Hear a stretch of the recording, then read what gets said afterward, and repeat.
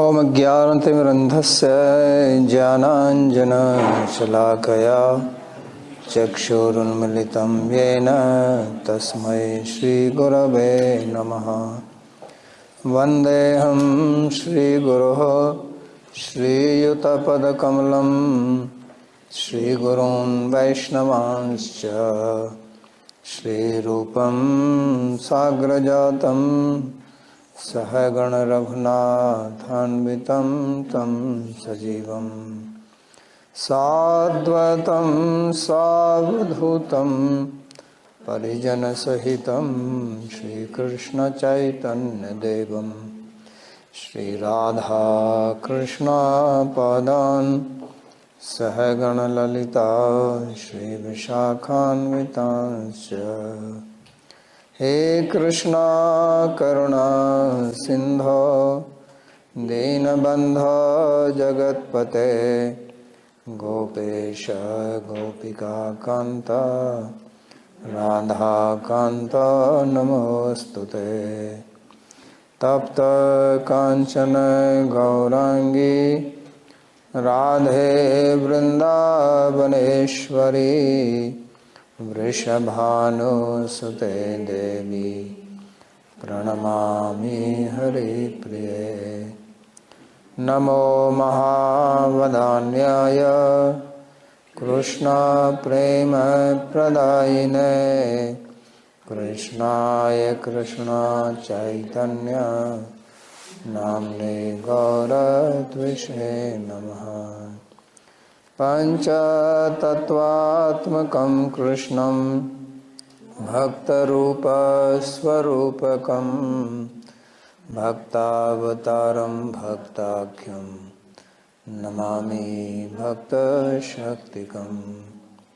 श्रीकृष्ण चैतन्य प्रभु नित्यानंद श्री अद्वैत गदाधर श्रीवासुदेव गौरभक्तवृंद।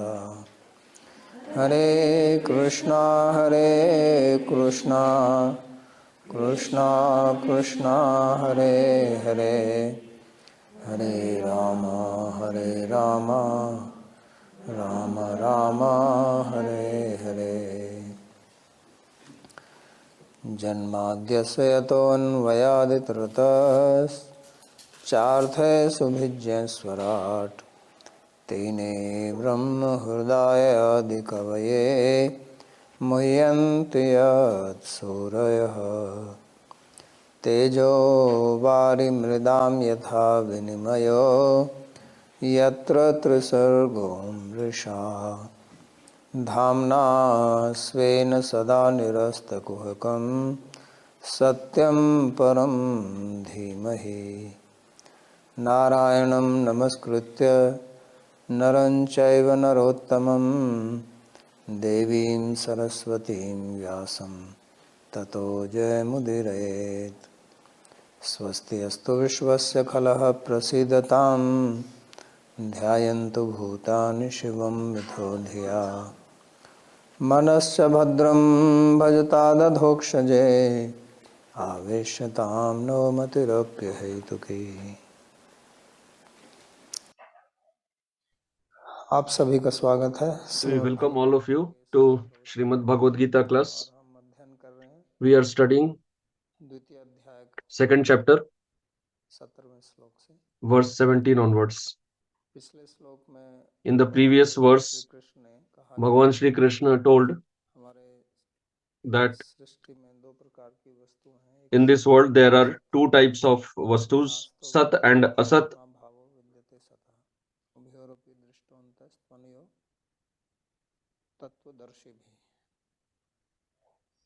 और सत वो है जिसका कभी विनाश। Sat is that which is never destroyed, and Asat has two explanations.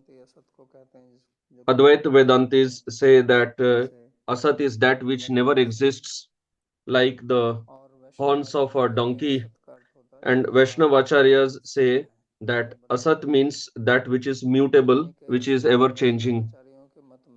So according to Vaishnavacharyas, Tattva Vastu of two types, one is immutable and one is mutable. because that which never exists, it is futile to even think about that. So this is their understanding.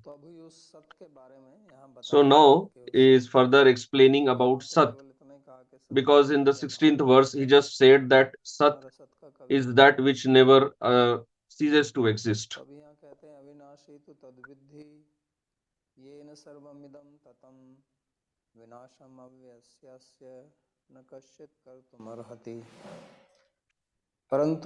Translation: that, however, by which this entire body is pervaded, you should know to be indestructible.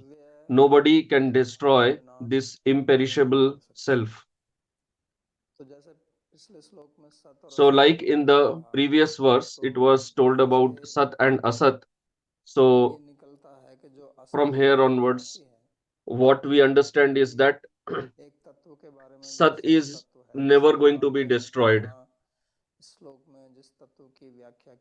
Everybody agrees that in this verse, the object being explained is Sat. So, for that, Bhagavan is telling it is Avinashi, indestructible. It is never destroyed. So, from this, we also understand that the other one, that is Asat, it gets destroyed.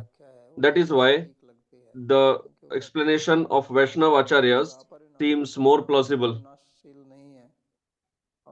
So there is immutable and there is mutable. Mutable is that which gets transformed, because actually nothing gets destroyed.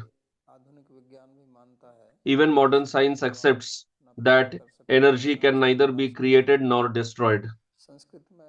In Sanskrit, Vinash or Avinash comes from the root Nash. Nash, like we say, to become Nashta, destroyed. But there in Sanskrit, Nash means Adarshane, which simply becomes like invisible or gets hidden from our vision. What was seen earlier is not seen now. So just because it is not seen now does not mean that its existence is destroyed. Because anything that exists, it cannot cease to exist. So this world is existing, we see that. So that means this existence cannot be destroyed, but transformation can happen even in something that exists. So for that, earlier also one example was given.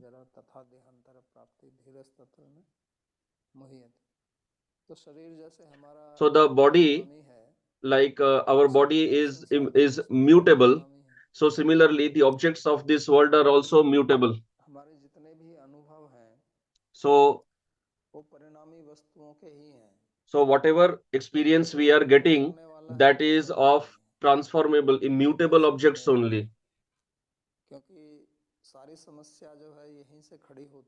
All the problem it rises from here only, that when we are unable to discriminate between Sat and Asat, and when we cannot discriminate between Sat and Asat, then we superimpose the qualities of one onto the other one.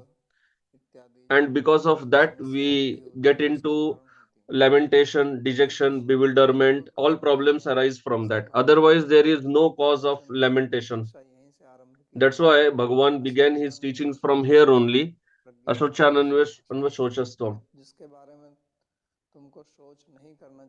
That you are grieving for that which is not worthy to be grieved for. Because dejection happens only when, how is it possible to grieve? Because eternal substance can never be destroyed. Lamentation happens when we have something and it gets destroyed. And fear happens when we have something and we think that it may be taken away from us. Then we become afraid. So this dejection or lamentation and fear, Bhagavan is giving the remedy for these two diseases. That if you actually understand this, that one object is mutable and we cannot prevent its transformation, and the Sat, which is immutable, we cannot transform it. What is subject to Vinash means it can be transformed. We cannot make it immutable. Asat cannot be converted into Sat. Now there is a lot of research going on that how can we live eternally, we do not die. But this is not possible, because what is mutable will undergo transformation. You can maybe elongate that time period, or you can shorten that time period, but that is also a type of transformation only. But anitya cannot be converted to nitya, temporary cannot be converted to eternal, and eternal cannot be converted to temporary. If we can get this discrimination, one who has this discrimination is called Pandit.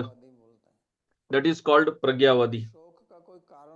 So then no cause remains for dejection. Because what is mutable, it will definitely undergo transformation. Like day and night keep coming and going. Nobody grieves for that. Seasons keep coming and going. That's why Bhagavan said that you tolerate that.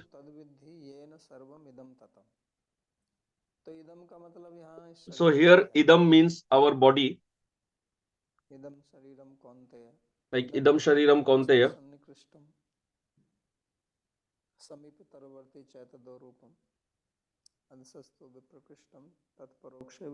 Sanskrit में इदम अदस, In Sanskrit, idam, etat, सर्वनामों का प्रयोग होता है. these pronouns are used like this and that. What is near, that is called idam. एक प्रकार से बता रहे हैं कि ये, So it is as if he is indicating the body and showing this, that this body पूर्ण रूप से हर जगह व्याप्त है, उसका which is being pervaded by this, the Atma, it is never destroyed. But in which it is pervaded, that is in the body, that body is going to get destroyed. तो आकाश जो है वो सब जगह Like we have Akash. Akash is pervaded everywhere. उसका आप विनाश नहीं कर सकते. We cannot destroy it. जैसे एक कमरा है, अंग्रेजी को, Like we have a, let's say, room. Room का मतलब होता है space. So room indicates space. तो कमरा एक्चुअली स्पेस ही है और कुछ है नहीं. So the room is ultimately space. It is Akash only. करके उसको, The walls that we have constructed to limit that तो उस space. जो है वो जैसा है वैसा ही है. So the space, what it is, it will remain like that only. We can't do anything to that. We cannot increase, or decrease it. We can't do anything to that. Akash will remain Akash, and Akash is everywhere. तो इसी प्रकार हमारे शरीर में Similarly, in our body, आत्मा है, there is Atma, पूरे शरीर में व्याप्त है, and it is pervading the entire body, और वो अविनाशी है. and it is indestructible. एक समस्या आती है It is Avinashi. कि अगर वो पूरे शरीर में व्याप्त है, Now the one problem happens that if it is pervading the entire body, that means it is of medium size. न्याय के अनुसार, लॉजिक, According to Nyaya, तीन प्रकार के परिमाण होते हैं. there are three types of pariman. One is anu pariman, which is the smallest. Nothing can be smaller than that. That is called anu. And another is ananta. Nothing can be bigger than that, which has no end. मध्यम परिमाण. And the other is madhyama. तो एक अणु परिमाण, एक महत परिमाण और एक मध्यम. So there is anu, mahat, and madhyama. तो जो Smallest, largest, and medium. So those vastus which are of ananta or mahat pariman, that is the largest, they are nitya, they are eternal. And those which are of anu pariman, that is the smallest, they are also eternal. Because according to Nyaya, if something has to be destroyed, then its avayavas or its parts or limbs, if they can be broken, then the object gets destroyed. Like I have this table. So this table is made of different parts. It is a composition of multiple parts. So if we separate its parts, then the table will not exist any longer. But any object that is not having any parts or avayavas, how can we destroy it? There is no method for destroying it. That is why, according to Nyaya, these are the Siddhantas of Nyaya, Vedanta does not accept that.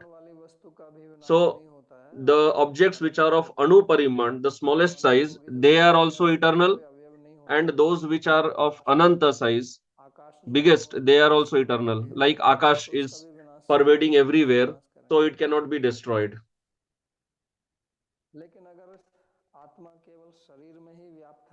But if Atma is pervading only inside the body, then it becomes of the Madhyama Pariman, the medium size, and then it will become subject to destruction or other transformation. So that is why two conclusions arise from here. One is that of Vaishnavas and one is that of Advaitavadis. The Advaitavadis say that Atma is all pervading, means Atma is one only, Brahma is everything, and this body has limited it. So it looks like a limited Atma. Like Akasha is everywhere, and you construct a room to limit that space. Similarly, the other person creates a room to limit that space. So these are called upadhis, which are limiting that space. So when Brahma gets upadhi, then what we get is Jiva. That is the explanation of Advaitavadis, but Vaishnavas do not accept that. They say Atma is Anu. So it is said in Shastra that Atma is of Anu Pariman. It is the smallest size.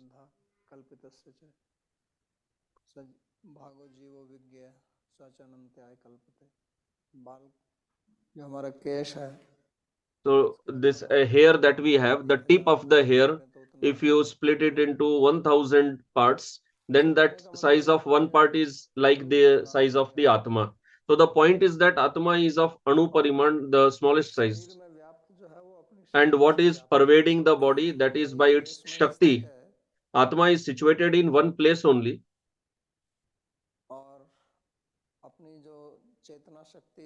And its consciousness energy that is spread across the body. Like in a room, bulb is in one place, but its light spreads everywhere inside the room. Similarly, Atma is situated in the region of the heart in the body, and from there, its consciousness spreads across the body. So this is the opinion of the Vaishnava Acharyas. So that is why this should be understood. It is explained in two ways.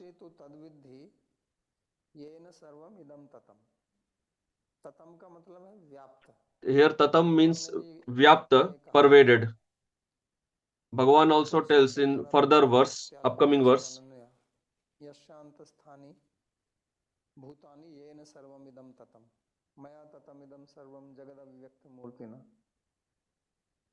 तो जैसे भगवान जो है पूरे जगत में so like Bhagavan is pervading the entire creation, similarly the Jiva is pervading the entire body. So if we understand our body in similar way, we can understand this creation also. So in Charak Samhita it is said that whatever is in the world, it is in our body also. So body is available to us. If we can understand that, we can also understand this creation.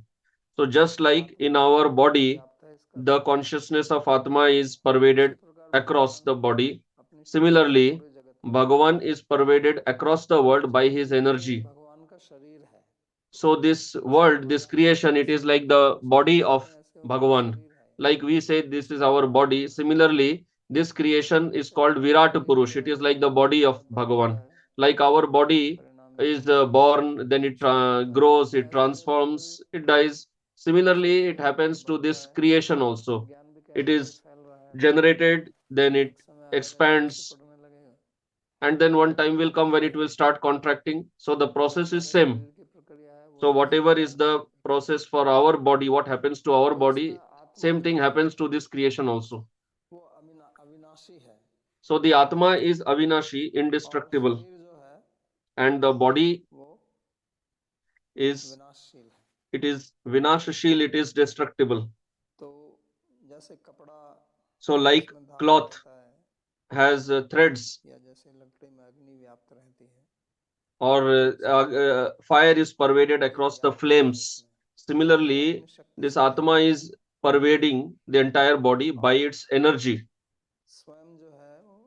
But Atma itself is situated only in one place in the body.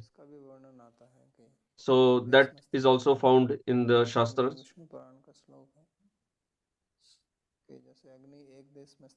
So in Vishnu Puran it is said, just like fire situated in one place spreads its energy, similarly Atma is also located in one place in the body.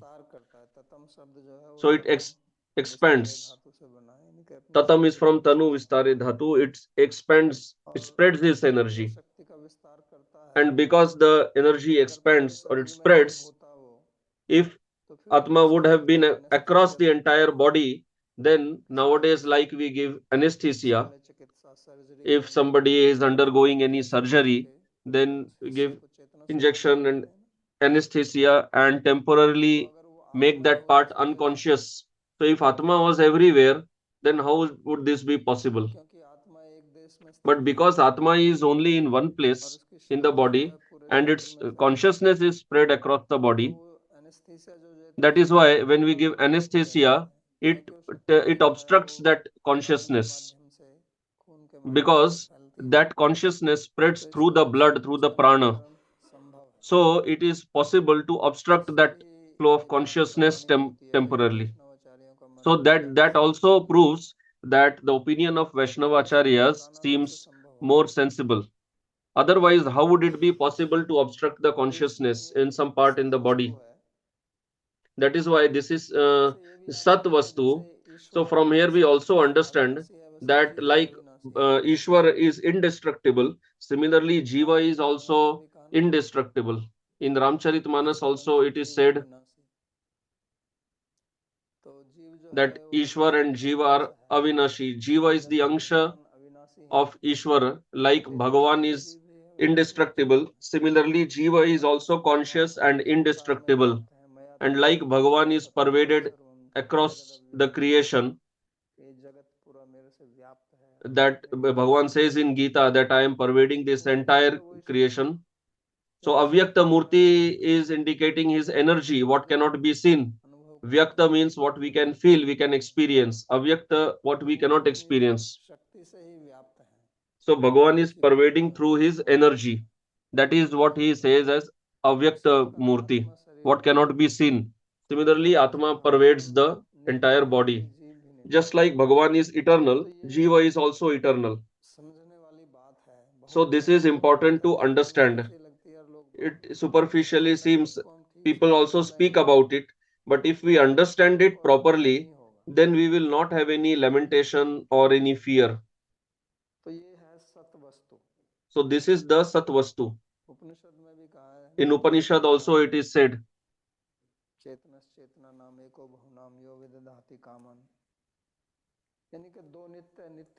So there are two Nityas.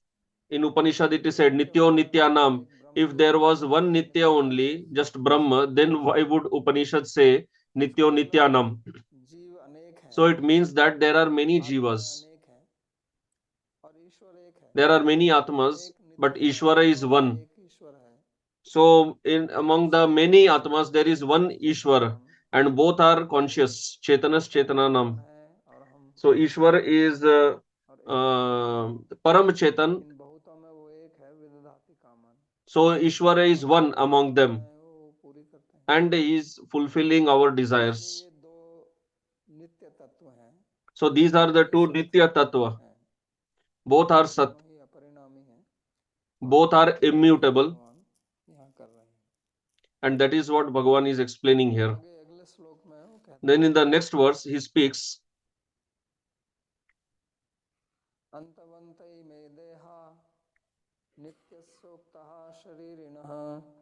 अनाशिनो प्रमेयस्य तस्माद्युध्यस्व Bharat.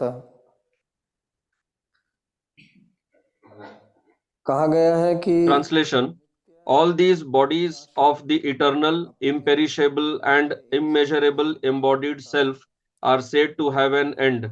Therefore, O descendant of Bharata, fight. So in the previous verse, it was not told that what is pervaded is referring to Ishvara or to Jiva. But this verse shows that what was referred to in the previous verse was Jiva and not Ishvara. Because he is telling Antavanta ime deha. This deha, sharir, the body, it is subject to end. It is anitya, it is not eternal. But what is vyapta, what is pervading, that is eternal. So that vyapta substance, the eternal substance, is called dehi or shariri, one who is inside the deha or the sharir.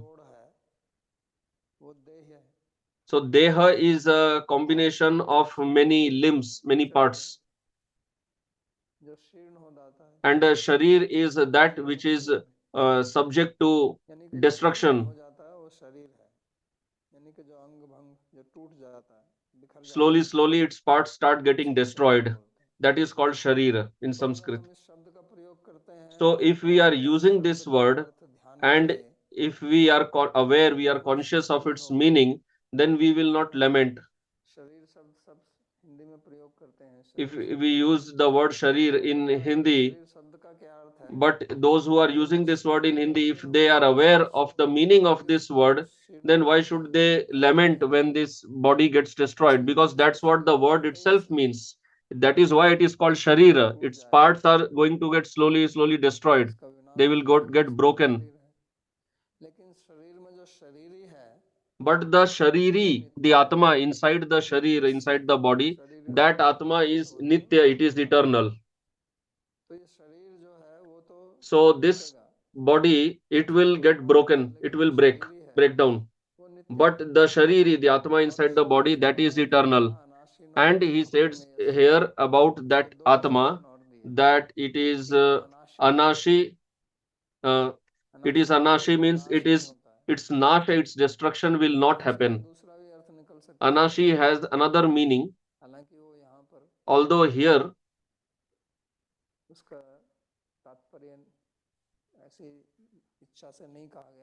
Bhagavan is not does not mean that here, but actually anashi also means one that who does not eat. Ashan Bhushan Vasan referred.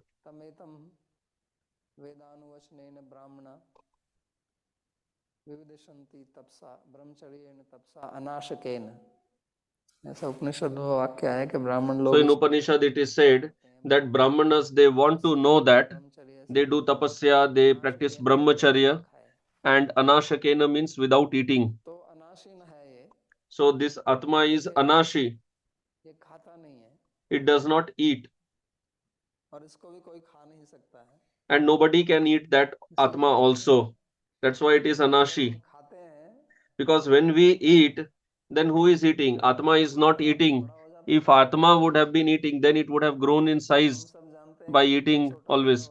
We know that the child, by eating, the child grows. But Atma is not growing. Atma is same size what it was during birth and even same at death. So Atma does not eat. That is why Atma is Anashi. And it survives without eating. So the point is that whatever sukha, dukha, pleasure, pain we are experiencing, these all experiences are happening outside the Atma.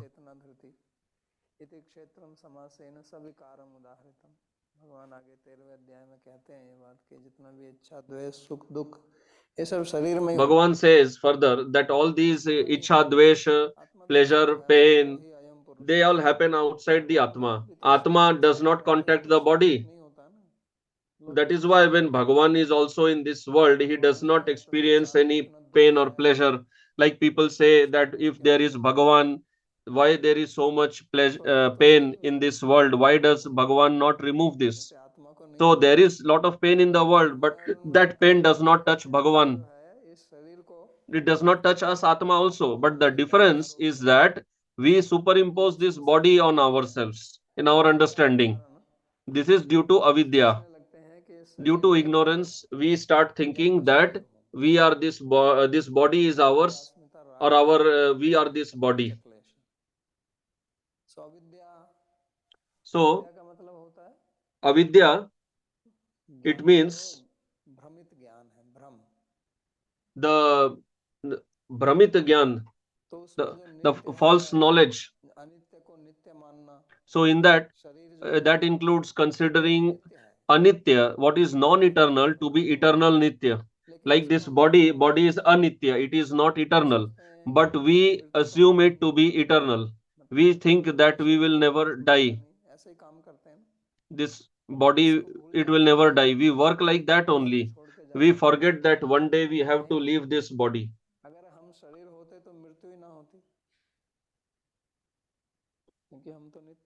If we would have been body, and since we are eternal, then we would never die only.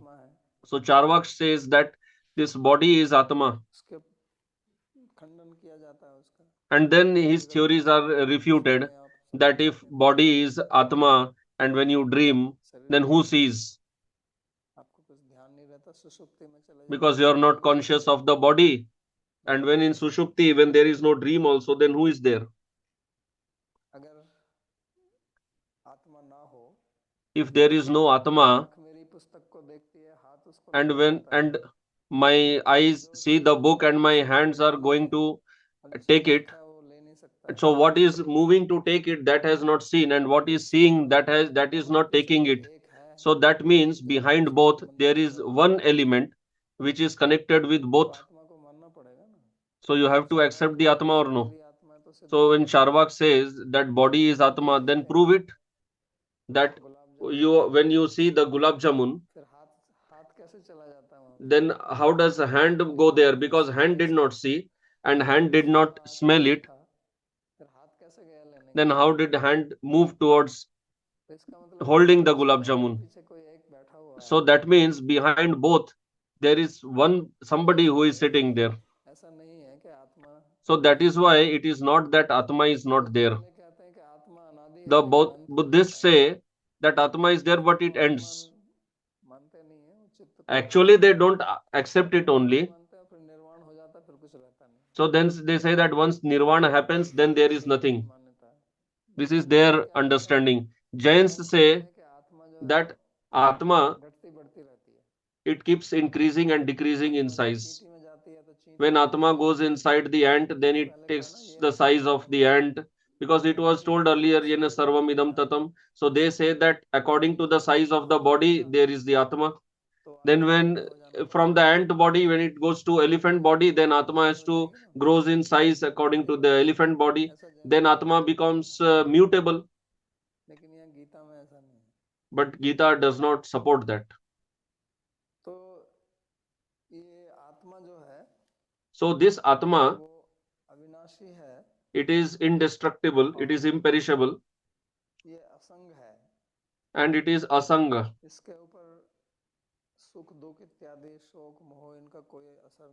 So pleasure, pain, lamentation, bewilderment, they do not affect the Atma. Then the question comes, why do we feel pleasure, pain? So for the cause for that is this superimposition, the upadhi. One object is, when one object is considered to be something else, like there is, let's say, rope, and you consider it to be snake. So actually it is rope, and rope will never become snake, and snake will never become rope. But by mistake, it happens that in darkness there is a rope and we can think it to be snake. Like in garden in the evening, if a rope is there in a curved way, and let's say there is wind and slightly it is moving also, then you will become scared. You may think this is a snake. So that happens because of avidya, because of ignorance. If there would have been light there, then you would have seen rope as rope only.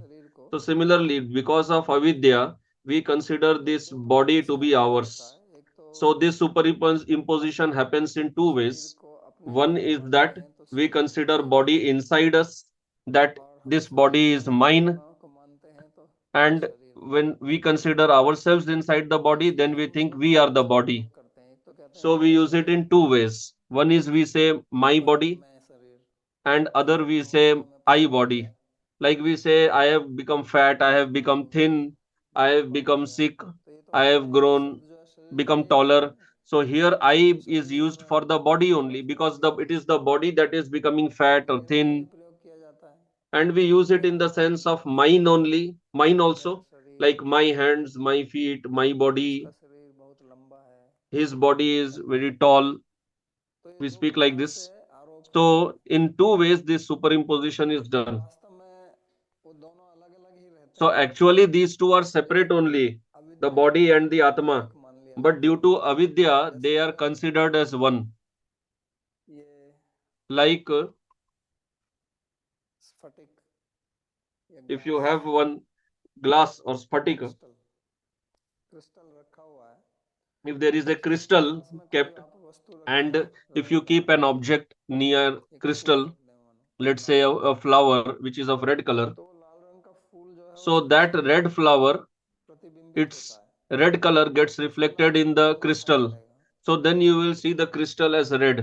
तो crystal तो लाल हुआ नहीं है, So that crystal has actually not become red. लाल रंग है तो फूल का, The red color is actually of the flower, but now it is being seen in the crystal में crystal. लाल रंग है So नहीं, actually there is no red color लेकिन in वो the दिखता crystal, है, but it is seen like that. तो इसको बोलते हैं अध्यारोप या अध्यास। So this is called superimposition.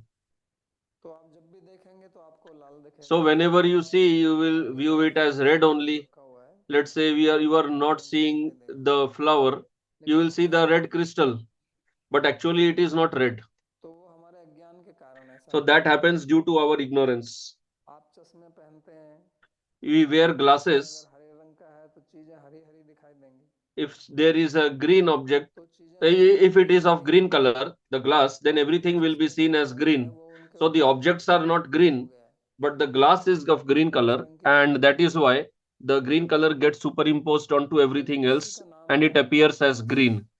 So this is called adhyas. इसी को उपाधि बोलते हैं। It is also called upadhi. उपाधि का मतलब उप माने समीप, समीप में, Up means near, जैसे sameep. राष्ट्रपति उपराष्ट्रपति, Like we say मतलब पास Rashtrapati, में, Uparashtrapati. Upa means उसके near, नेक्स्ट, next और to that. आधि जिसका उस पे धारण किया जाए, And adhi पास means वाली वस्तु के गुण उस पे imposition, to धारण किए impose जाते हैं, something on उसको another. उपाधि कहते हैं। तो So आत्मा this जो है becomes वो नित्य upadhi. है, So Atma is eternal, it is और शरीर nitya, अनित्य है, and body is लेकिन वो anitya, आत्मा it is अपने temporary. आप को शरीर But मानकर when अपने Atma शरीर को considers नित्य बनाना itself to चाहता be है, Sharira, to be the body, then it wants to also जैसे make हमारे the अंदर body as डिजायर होता eternal. है कि मैं कभी ना Why we मरूं, have this desire in us that किसी ने उसकी ट्रेनिंग नहीं we दी, should किसी never ने आपको die? नहीं कहा ना कि आपको Nobody मरना trained you नहीं in चाहिए, school that you should और never आप बैठ die, के उसका मंत्र जप करते हैं, फिर आपके अंदर ये भाव or आता you है, sit and do उससे mantra मच्छर नहीं japa. आता है, चींटी के अंदर Did भी you get that bhav by मच्छर some कहीं japa or दौड़े, something? मच्छर कहीं Even a दौड़े small उसको भी ant, दौड़ना insect पड़ता है, also has that bhav that it क्यों? does not वो want to मरना नहीं die. चाहता है, वो If you touch the insect, then it will immediately कहाँ fly. से आया है ये? So from where आत्मा this नित्य idea has come? सर्वनित्य है, Because Atma is actually eternal. अंतवंत में देहा नित्यस्य उक्तः शरीरेण, शरीर ही नित्य है, The Shariri, the मनुष्य Atma का is जो है वो Nitya, it नित्य is है, eternal. And the लेकिन वो body नित्य जो is है अपने आप को perishable. It अनित्य is से not Nitya. एकाकार कर लेता है, But when this तो उसको Anitya, नित्य this बनाना Nitya चाहता है, Atma considers स्वभाव body to be one with लेकिन itself, वो कभी बन then नहीं it सकता, also wants to make the body as eternal. वो But that बन is नहीं not सकता। possible. जैसे फूल जो है वो क्रिस्टल के पास Like में होता है, flower लेकिन is कभी there, लाल बन it नहीं is सकता, near crystal, so क्योंकि crystal अगर cannot आपने become कहा कि red. इसको मैं लाल बना के ही छोड़ूंगा, तो बनेगा नहीं, But if the flower says that somehow or other I will make this crystal or also वो red, नित्य गुण that तो is not आत्मा में possible. है, लेकिन वो The उसका red color स्वभाव नहीं belongs to है, the flower, not to the crystal. So the Nitya quality is in the चाहे Atma, आप कितनी but रिसर्च Atma इसके tries to ऊपर make the करो कि body कैसे also होगा, as जो है Nitya. And for that, so much लेकिन research हमें is ध्यान रखना है कि going शरीर को on नित्य across बनाना the है, world, and billions of क्योंकि वो dollars are being बनेगा नहीं, spent for that. But that will never happen. The body will never become eternal. तो वही हम सब करते रहते हैं So अपने this जीवन is में। what we keep doing in our life. और दूसरा ये And the other point कि is that when हम शरीर को अपना मानते हैं, we consider the body to be मैं ours, शरीर हूँ, one is that मेरा I am the शरीर मन है, body, and the other is we think the तो ये body is शरीर मेरा ours. है, So when we तो say the शरीर का body is अभिमान आ mine, जाता है, then the quality of the body comes in me. Then we start becoming fearful that we will die. Nobody has anybody experienced his own death? Does anybody remember having experienced his or her own death? No, and that will never happen also because there is no death. Death happens actually only to the body, and body is also actually already dead. What will it die? That death is just a separation of the body and Atma. The separation of body and Atma is called death. So then the Atma thinks that now I only have died. Like if there is a rich person, he has riches, he has wealth. So if his wealth gets destroyed, then he says that I have died. People say like this, I have died, everything is stolen. People speak like this. So actually the person has neither died. What he has lost is the property or the wealth. The person himself he has not lost himself. If he himself got lost, then how would he say that he lost himself? How can you speak like that? But why we speak like this? Because we have established a kind of a oneness, tadatmya, with that material object. There is actually no oneness, but we just assume it like that. So because of that assumption, all problems arise. So that assumption, we have to reverse that. That is what Bhagavan is teaching here. So all the lamentation, dejection, bewilderment, it is all based on this ignorance, this assumption that I am the body.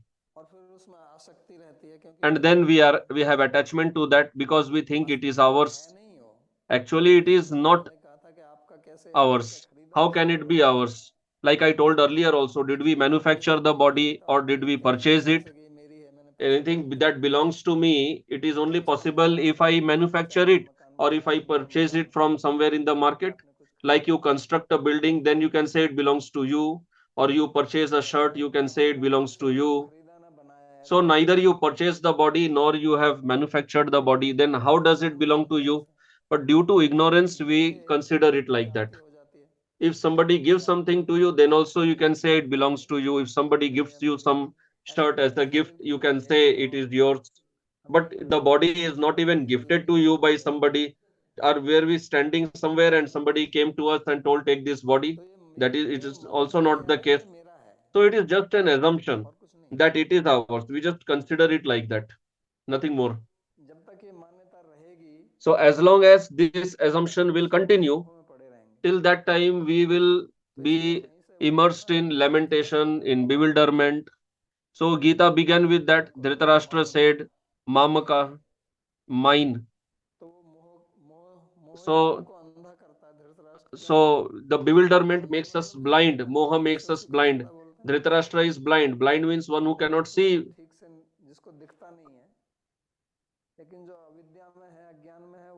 One who is in avidya, one who is in ignorance, that person is also blind. If you are seeing the rope as a snake, that is also a sort of blindness only. So Dhritarashtra said like that. So Arjun also fall into that kind of moha that my brothers, my uncles, my grandfathers, my gurus, how can I fight with them? So Bhagavan is attacking that only, this his idea of me and mine. This is what we have to understand properly. Whatever we had discussed, we discussed at length in the previous chapter, everything was with in respect to mine. This is mine, that is mine. That attachment is what Bhagavan is cutting here by the sword of knowledge. It is extremely important to understand this, and this is where the path of Adhyatma, spirituality, begins.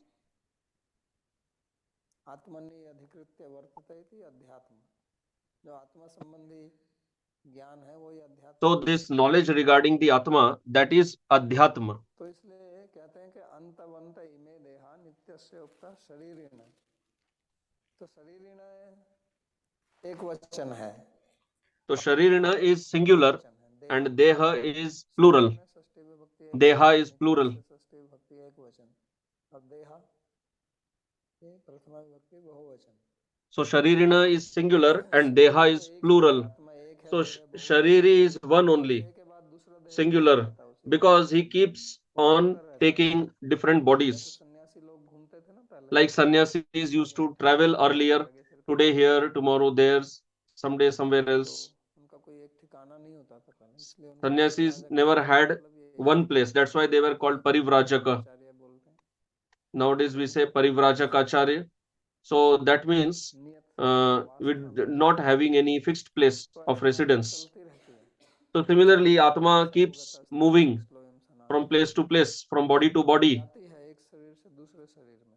So Atma keeps traveling from one body to another body. Atma is same only. Atma neither decreases in size nor increases in size, but it simply keeps taking different bodies. That is why it was referred to as anashi, imperishable. And the other one is referred to here, and the other word used is aprameya. Prameya means the object of knowledge. In Sanskrit this word is there. In the beginning, when I had given the introductory classes for this course, so I had explained pramata, praman, prameya. Praman means valid knowledge. So knowledge can be pramatmaka and brahmatmaka, valid and invalid. Understanding an object as it is, that is pramatmaka, that is valid knowledge. And brahma is considering something to be something else, that is aprama. And all knowledge always has its object. Knowledge cannot be without any object. Knowledge means it will be regarding something, there will be some object of knowledge. So like if we say this person is very knowledgeable, knowledgeable means knowledge of what? Knowledge of which subject? Knowledge, you will have knowledge of something, one or two topics or more topics, but for some fixed topics. If you simply say he has knowledge, what does it mean? Knowledge of what? So that object of knowledge is called prameya, which is understood by prama, that is called prameya, and that knowledge is called prama, and the medium of that knowledge, that is pramana, and the knower of that knowledge is the pramata. So here Bhagavan is telling this Atma is aprameya. Aprameya means it is not that you cannot understand it at all. Prameya means which is the object of knowledge. Aprameya, which is not the object of knowledge. So here what it means is that the way we understand other objects through our senses, in that way we cannot understand the Atma.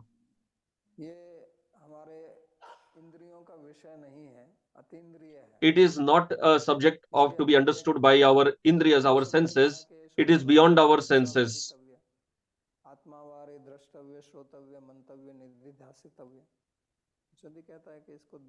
In Upanishad it is said, see this Atma, know it. We should know it, we should experience it.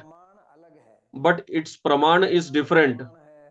For the material objects, the pramanas are our indriyas, the five pramanas, the five senses. Through them we gain knowledge, what we call as pratyaksha praman. So now for knowing the Atma, the process is different.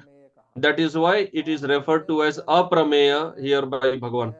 And aprameya also means that this Atma itself is the knower.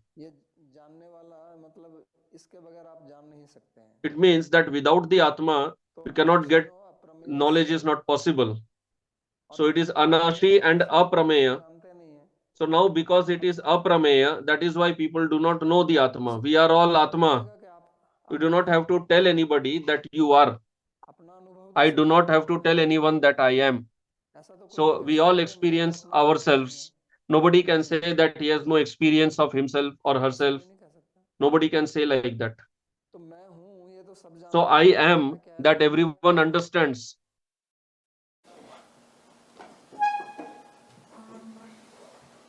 नहीं, break के लिए खेद है. So we apologize for the interruption.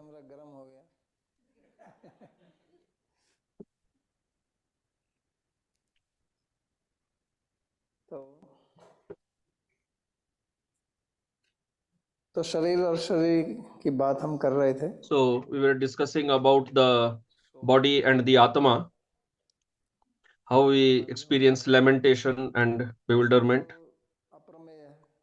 So aprameya means that this is beyond the indriyas, the senses. Like we get knowledge of the other objects through our indriyas, our senses. It does not mean that we do not have knowledge about ourselves, but it does not mean that we don't have any knowledge. We understand this much, that we exist, and accordingly we behave also. We also deal in this world. And when we are in the state of sushupti, the dreamless sleep, the deep sleep, that time also we exist. That time our relation is neither with the body nor the mind, but still we exist. But that time we do not have knowledge, because Atma, if we have to understand that Atma, if it has to get knowledge, it needs indriyas, the senses. So Atma has its own existence, but it does not have knowledge of its existence, and it cannot express its existence through words. For that there is no vocabulary. So then Bhagavan says, Tasmad Yudhyasva Bharata. He comes to the main point. That is why, hey, O descendant of Bharata, here Bharata means knowledgeable person, Bha means knowledge. And anyway, you were giving lot of lectures in the previous chapter.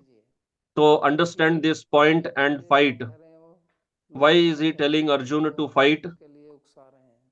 People say that Bhagavan provoked Arjun to fight in the war. This allegation is made on Bhagavan Shri Krishna many times. Today's the youth of the modern times, they also tell many times. I have been asked this question many times, that why did Bhagavan provoke Arjun to fight? They say that Arjun was a peace-loving person. But the answer is that if Arjun was a peace-loving person, did he come to the war to participate in eating? He came there to fight. Arjun told Bhagavan to place the chariot between the two armies. So Bhagavan knew that art of driving the chariot. Bhagavan had told actually that he would not fight. It was Arjun who came to take help of Bhagavan in this war. Bhagavan had told clearly when Duryodhan and Arjun came. Bhagavan told that I will not fight. So who is fighting? Bhagavan did not come there to fight. Arjun came there to fight. Arjun lifted his bow, Gandiv, and he was ready to fight. He told to Bhagavan that please place my chariot between the two armies. So Bhagavan simply obeyed Arjun's order. So Arjun came there to fight, and that is what Bhagavan is reminding him, that you came here to fight, now fight. You brought me also here unnecessarily. Now I have to face the insult because of you. So now people will say that, see, Bhagavan, Krishna also went with this Arjun who is a coward.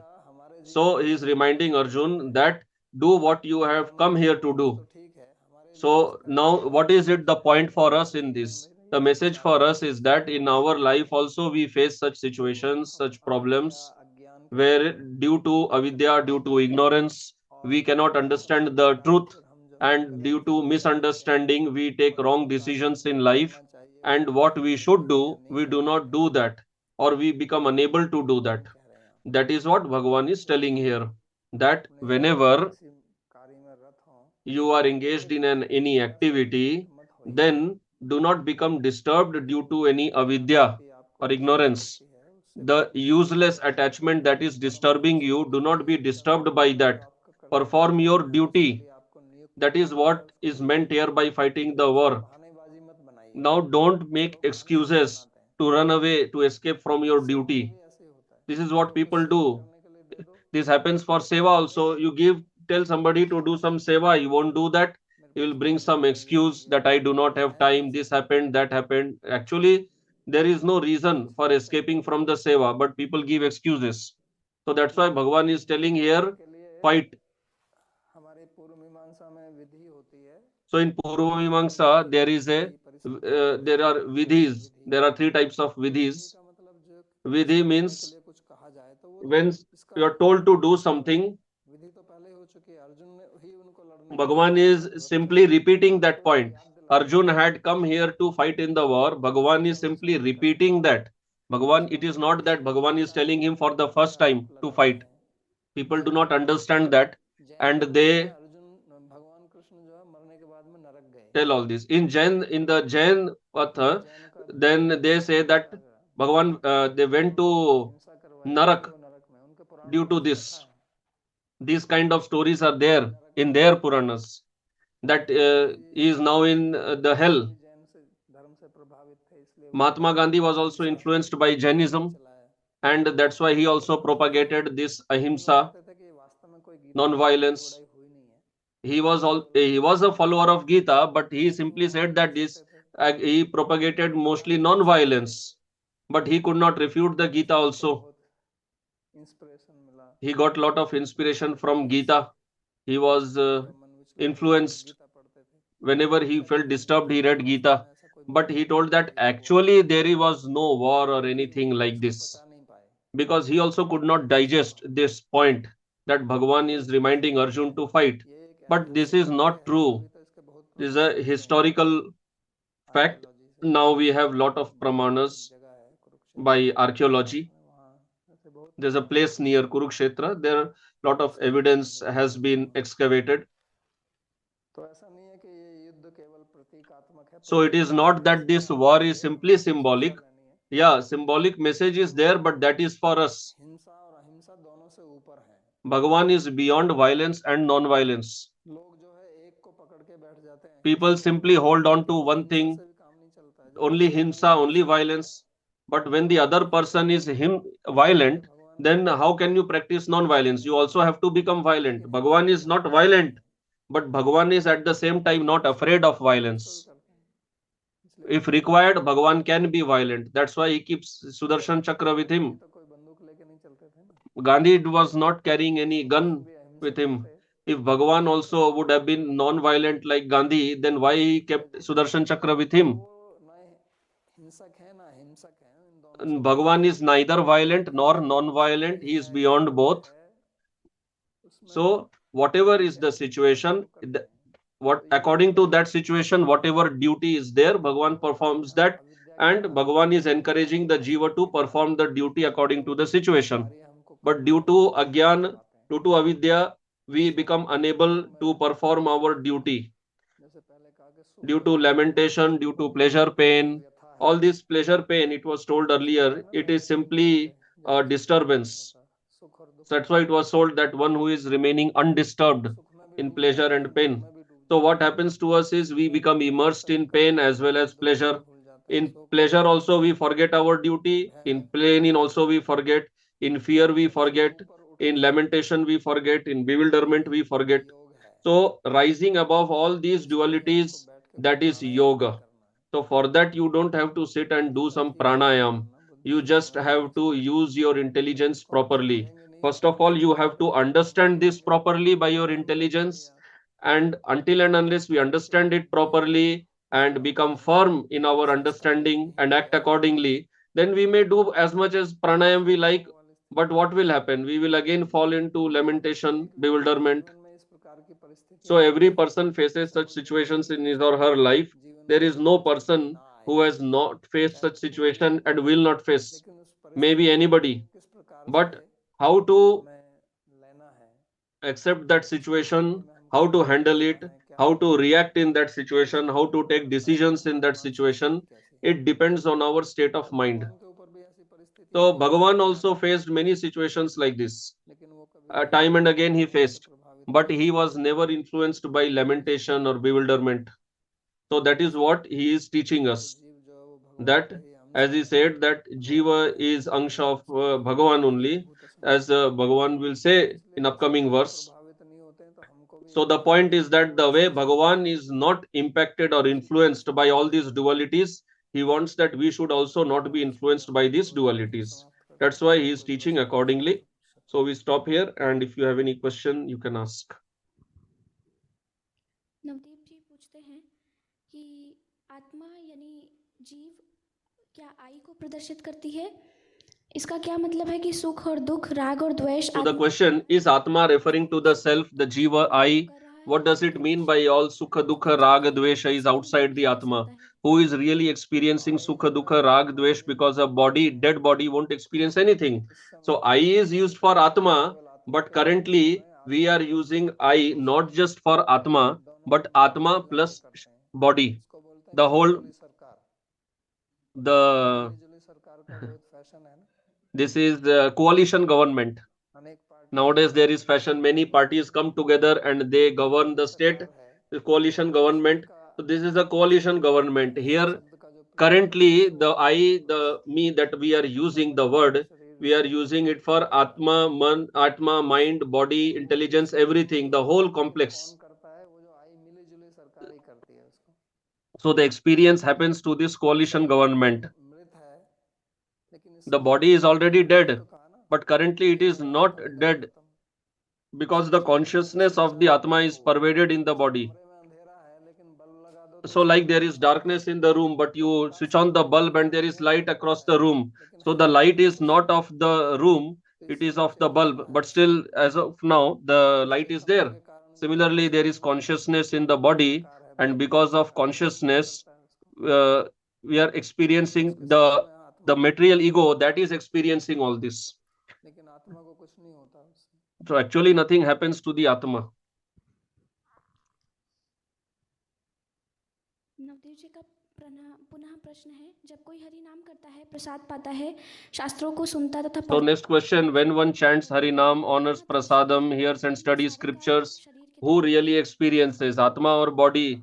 Though all activity is done through body. That's what I said, that now this coalition government, it is working, neither Atma nor body. Nobody can experience on its own. Neither Atma can experience on its own, neither nor body can experience on its own. It is the together they are experiencing. Next question, if consciousness can be blocked by an injection like a dentist does to repair a tooth, would it be possible to withdraw consciousness from the tooth instead of using an injection? And how would this be done? Do you know a method to do this?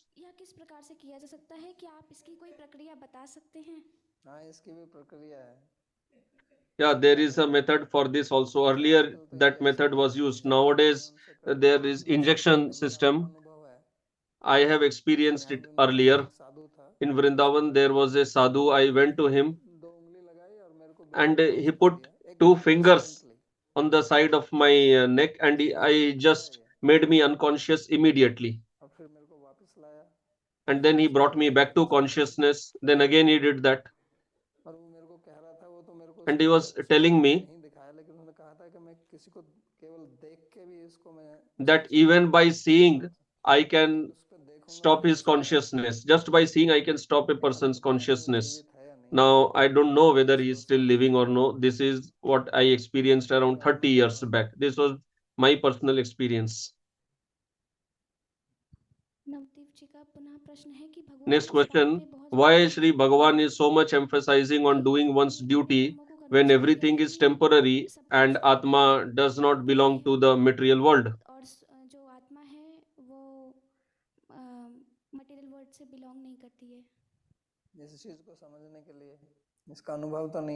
So you have to understand this. We don't have experience of this. This experience that the material world is temporary. In order to experience that, we have to continue performing our duty. If you fall on the ground, by taking support of the ground only, you have to rise up. So what you are bound with, you have to take help of that only to become liberated.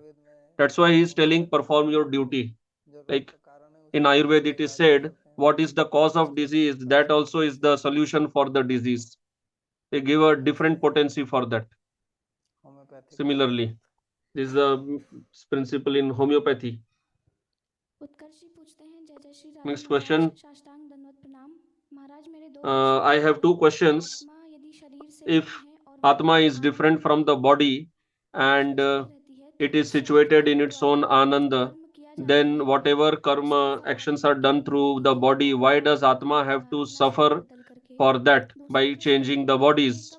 Next question, when can we experience that we are different from the body and we are Atma?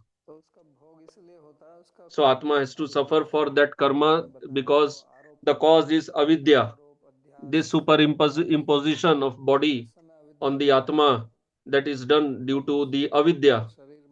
Because of avidya, we think that we are this body or body to be ours. Because of that, suppose if you consider somebody to be yours, if you consider somebody to be some person to be yours, forget that. If you consider some object to be yours, like let's say you have a car, it's a very costly car, you are attached to that. If that car meets an accident, then you feel bad for that or no? But actually nothing has happened to you. So if you have deep attachment for that, then you will feel as if you have met that accident. If you love somebody very much, you are attached to that person. If somebody happens to him, like if something happens to a child, mother feels as if that has happened to me only. So that is because of that superimposition.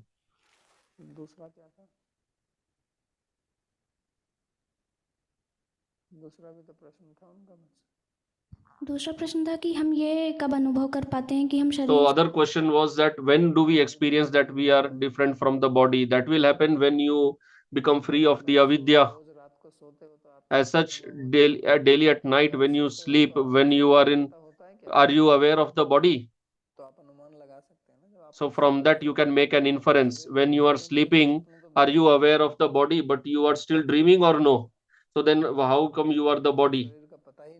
Because you are not even aware of the body. Where is it lying? When you wake up, then you see you are here. In your dream, you are somewhere else only. प्रश्न है, राधे राधे महाराज, Next question. बुद्धि की और अंतरात्मा की आवाज, ये तीनों अंदर से आती है। The voice of the conscience, the buddhi, the man, they come from inside. How do we recognize them? So answer, this is all nonsense. This internal voice from inside, this is all imagination. Everything is coming from the mind only. There's nothing voice of conscience and all those things. People say that this is voice of Antaratma, Bhagavan, Paramatma and all that. Nothing like that. All these are coming from mind only. These are nothing but thoughts coming from the mind. That is from the samskaras. Narayan ji पूछते हैं, प्रणाम Next महाराज, question. नमस्कार, आपने समझाया कि You आत्मा explained that Atma विषय is और conscious चेतन and है, eternal. आत्मा के For लिए कुछ Atma to करना do या anything or ऊंचाई know या anything फिर or feel any इसका bliss, अनुभव it करना, needs a body. इन सब के लिए So the उसे question शरीर is, की आवश्यकता can है Atma या exist अवश्य नहीं? without any material or क्या आत्मा spiritual body? मटेरियल Is और that spiritual state body what के is एग्जिस्ट कर referred to as सकती है? Brahman cognited क्या ये state? ब्रह्म ज्ञान की स्थिति तो नहीं है? एग्जिस्टेंट तो किसी के अब हो तो पहले ही भगवान ने कहा नास्तो विद्यते Bhagavan told earlier only that भावो विद्यते सतः, जो सत वस्तु है उसका कभी अभाव नहीं होता है। the Sat Vastu, it will never cease to exist. The real will never cease to exist. So what is existing, it always will exist. ब्रह्म सायुज्य नामक मुक्ति होती है, उसमें The Brahma Sayujya Mukti which is there Atma exists. There Atma neither has any spiritual body nor any material body. Simply Atma existing there in Brahma. And that I told earlier that when you are in the state of dreamless sleep in Sushupti, then you are existing. That time neither you have any relation with the subtle body nor the gross body, but still you are existing. So this Sat can never be made Asat. Even Bhagavan cannot do that. Prashant ji पूछते हैं, प्रणाम बाबा जी। Next क्या question. आत्मा को आधुनिक Can Atma be वैज्ञानिक detected through modern instrument scientific द्वारा instruments? पता लगाया जा सकता है? तो अभी भगवान ने कहा ना अप्रमेय है, So Bhagavan told here it is aprameya. इसलिए तो अप्रमेय मैंने कहा था पहले। That's why I explained aprameya. It is not possible. Radhe Shyam ji बोलते हैं, राधे श्याम महाराज जी, मैंने आपकी बायोग्राफी के आपके इंटरव्यू से जानी है महाराज जी। आपके मानव Next question. I heard your interview. में बताइए What is your viewpoint above human life? क्या मतलब? Please explain it आपके मानव detail. जीवन के बारे में क्या व्यू पॉइंट है, कृपया विस्तार में बताइए। मानव जीवन भगवत प्राप्ति के लिए बना है, पता नहीं। So my point is that human life is meant to attain Bhagavan. That is the goal of human life. That much is what I can say. I don't know exactly what is your question. Even if you, whatever else you obtain, it will all be lost at one point of time, because that is all perishable.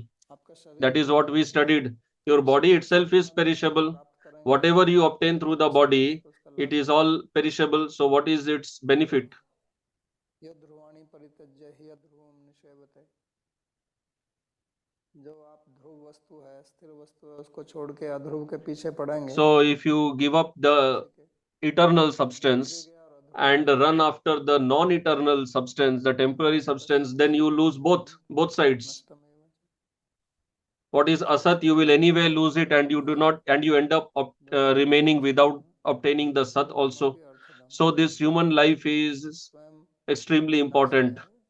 Although it itself is subject to destruction, but it can give you that vastu which is non-destructible. That is the special quality of this human body, and that is why that is the goal, object, the purpose of the human body. Because the asat, the perishable, will anyway go away. Each and every object that you have, it is anyway going away from you. Currently also it is going away from you. One day it will go away completely.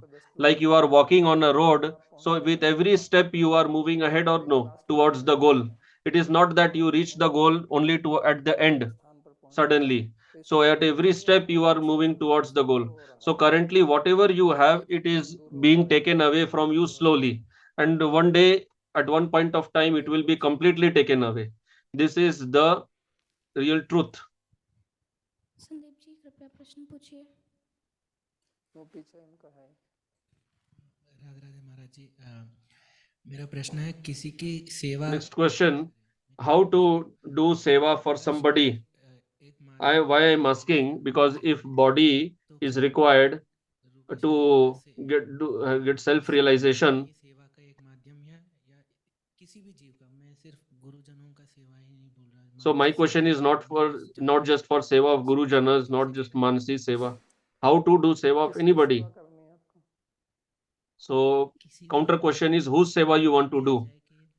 हमारी यहाँ रहने के तात्पर्य सेवा भावी है। तो सेवा का मतलब होता है जिसकी आप सेवा करते हैं, यानी कि जो save. Seva means you do seva for one who is savior, one whose seva you have to do. You should act favorable to that person, by which he gets pleasure, he gets happiness. That is called seva. Act accordingly. Now whom you are serving, I don't know. Let's say if you are serving cow, so you should see what the cow needs, what will please the cow. If you are serving parents, you should see what they need, you should fulfill those needs, talk to them. This is seva. तो सेवा फिर जो सेव्य हैं उनकी प्रसन्नता के लिए जो योग्य है वो करने, मतलब वो कार्य करने में है। हाँ जी। So, सेव्य की so seva is to act for the pleasure of the savior. तो फिर अपनी करेंगे आप। Otherwise you are doing your own seva only. कर रहे हैं तो उनकी सेवा थोड़ी है, तो आपकी सेवा है। If you are acting for your own pleasure only, what kind of seva is that? People do this also.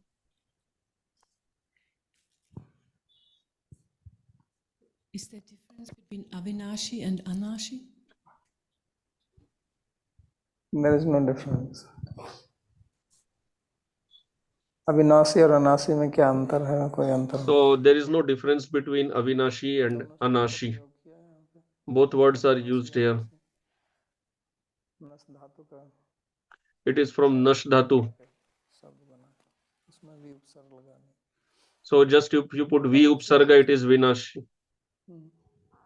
प्रश्न है कि आपने अभी कहा कि Next हमारे question, अंदर से you आवाज़ said नहीं just आती now है, that the तो voices इसलिए in उसको ourself are not क्या coming कहते from हैं? Atma, हमें but in an earlier class. आती है जो भी आप जो अंतरात्मा कह रहे हैं, बुद्धि So what I am telling is that all this Antaratma, etc., that you are telling, I am telling it comes only from the mind. I don't say that there is no voice from inside, but it is all from mind only. Whatever thoughts, experience, what you are having, it is all in the mind only. What is Antaratma? There is Atma only inside. Now, what is Antaratma that people say? Atma does not speak anything. It doesn't have any tongue. Atma is not in a mind. It is simply the source of consciousness. Consciousness comes from it in the body. So all these thoughts that are around, these are all going on in the mind. So his question is that,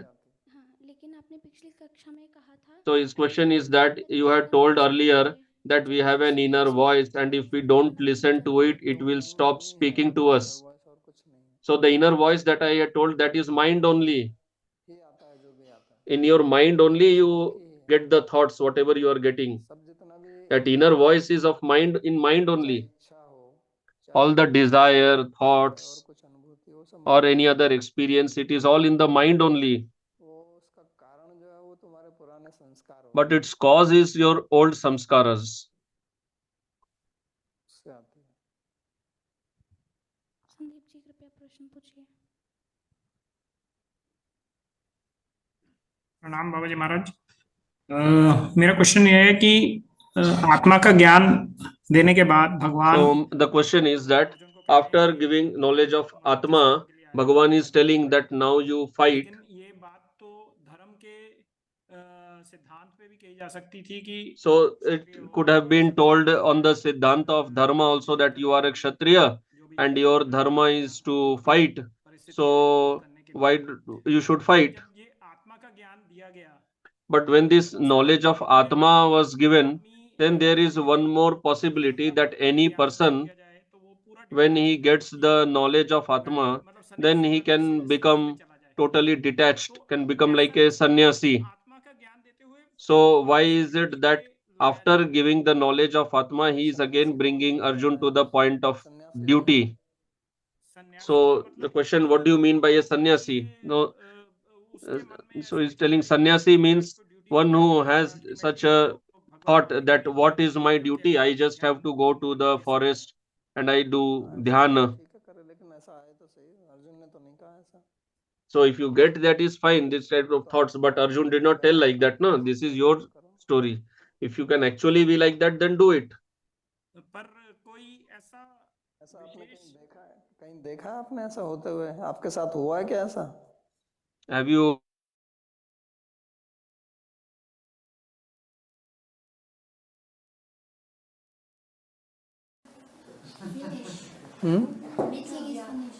okay,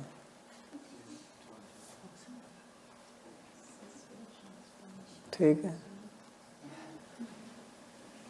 चलो हम अपना प्रार्थना श्लोक पढ़ लेते हैं।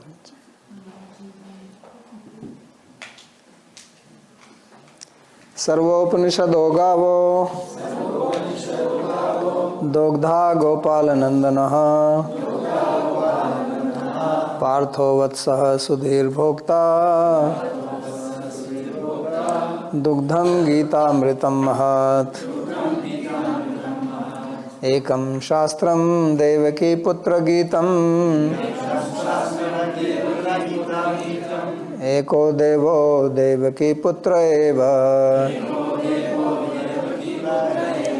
एको मंत्रस्तस्य नामानि यानि कर्माप्येकं तस्य देवस्य सेवा। कार्पण्यदोषोपहतः स्वभावा पृच्छामि त्वां धर्मसम्मूढचेतः। यच्छ्रेयसात् निश्चितं ब्रूहि तन्मे शिष्यस्तेऽहं साधिमां त्वां प्रपन्नम् यत्र योगेश्वरः कृष्णो यत्र पार्थो धनुर्धरः तत्र श्रीर्विजयो भूतिर्ध्रुवा नीतिर्मतिर्मम कृष्णाय वासुदेवाय देवकी नंदनाय च नंदगोपकुमाराय गोविंदाय नमो नमः नमः पंकजनाभाय नमः पंकजमालिने नमः पंकजनेत्राय नमस्ते पंकजांघ्रे भवे भवे यथा भक्तिः पादयोस्तव जायते तथा कुरुष्व देवेश नाथस्त्वं नो यतः प्रभो नाम संकीर्तनं यस्य सर्वपाप प्रणाशनं प्रणामो दुःखशमनस्तं नमामि हरिं परम् हरि ओम तत्सत्।